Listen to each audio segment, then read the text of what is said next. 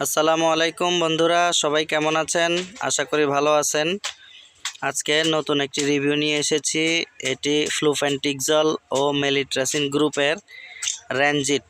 এটি টেনশন মুক্ত রাখার মহা ঔষধ। রোগ নির্দেশনা: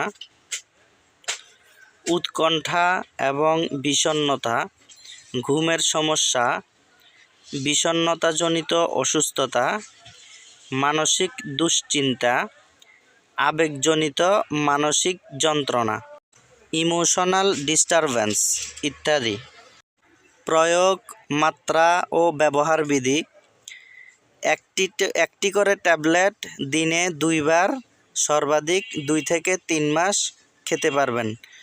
তবে আমরা দেখেছি ডাক্তাররা একটি করে ট্যাবলেট চলবে লিখে দেন, যে অনেক দিনের জন্য চলবে লিখে দেন। পার্শ্ব প্রতিক্রিয়া: মুখ ও ত্বকে শুষ্কতা, ঘুম ঘুম ভাব, কোষ্ঠকাঠিন্য, দৃষ্টিভ্রম, নাড়ির গতি বৃদ্ধি ইত্যাদি।